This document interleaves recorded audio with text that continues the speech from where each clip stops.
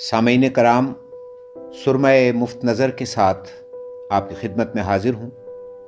آج آپ کی ملاقات ایک ایسی عظیم شخصیت سے کراؤں گا کہ جن پر میر کا یہ شعر بجا طور پر صادق آتا ہے۔ میر نے کہا تھا، مت سہل ہمیں جانو پھرتا ہے فلک برسوں، مت سہل ہمیں جانو پھرتا ہے فلک برسوں، تب خاک کے پردے سے انسان نکلتے ہیں۔ یوں تو قدرت ہر شخص کو کسی نہ کسی صلاحیت سے نوازتی ہے، لیکن کچھ خوش نصیب ایسے بھی ہوتے ہیں جو بے شمار اور بے پناہ صلاحیتوں کے ساتھ دنیا کے پردے پر نمودار ہوتے ہیں۔ ڈاکٹر پروفیسر مقصود جعفری کا شمار بھی ایسی ہی نابغہ روزگار شخصیات میں ہوتا ہے۔ انہیں اردو، فارسی، انگریزی، کشمیری اور پنجابی سب زبانوں پر کامل عبور حاصل ہے۔ اسی لیے اردو کے عظیم مزاح نگار شاعر سید ضمیر جعفری نے انہیں شاعر ہفت زبان کے لقب سے نوازا۔ بہترین خطیب اور بے مثال شاعر ہیں، اور خطابت کا تو یہ عالم ہے کہ ان کی تقریر خواہ انگریزی میں ہو، فارسی میں ہو یا اردو میں، سامعین پر ایک سحر طاری ہو جاتا ہے۔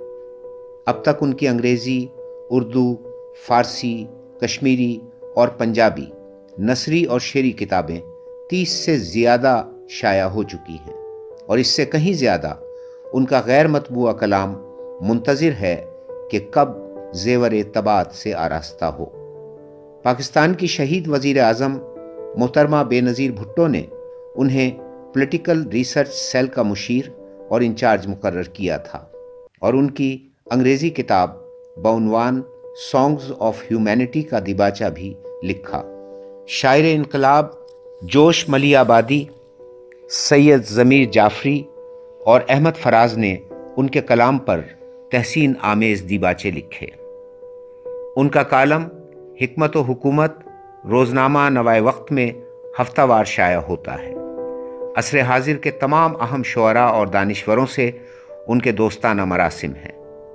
ان کی شاعری انسانی مساوات، محبت، عدل، جمہوریت، آزادی اور انسانیت کے اصولوں کی آئینہ دار ہے۔ اس لیے ادبی نقادوں نے انہیں شاعر انسانیت قرار دیا ہے۔ وہ قلب کی گہرائیوں میں ڈوب کر لکھتے ہیں، اس لیے ان کے کلام میں حکیمانہ بالغ نظری، متانت، پختگی اور جذبہ و احساس کی وارفتگی اور فکر کی تازگی بہت نمایاں ہے۔ آئیے ان کا کلام سنتے ہیں۔ کہتے ہیں کہ درندوں کی طرح میں پھر رہا ہوں، درندوں کی طرح میں پھر رہا ہوں، میرے اندر کا انسان مر گیا ہے۔ ملی ہیں نفرتیں تحفے میں مجھ کو، زمانہ یہ ستم بھی کر گیا ہے۔ اور دیکھیں کہ میرا وطن ہے جیسے زمیں کربلا کی ہے، میرا وطن ہے جیسے زمیں کربلا کی ہے، ہر شخص کی زباں پہ دہائی خدا کی ہے، اور دختے غریب شہر برہنہ بدن پھرے، دختے غریب شہر برہنہ بدن پھرے، وائس کو فکر آج بھی بندے قبا کی ہے۔ مزید شعر دیکھیں۔ شاعر الجھ کے رہ گئے ہجر و وصال میں، شاعر الجھ کے رہ گئے ہجر و وصال میں، بچھڑے ہوں سے ملنے کی بس آس رہ گئی، اور قبضے میں حسن آ گیا سرمایہ دار کے، تعریف حسن شاعروں کے پاس رہ گئی۔ اور آخر میں ان کا ایک خوبصورت رومانٹک شعر سنیں۔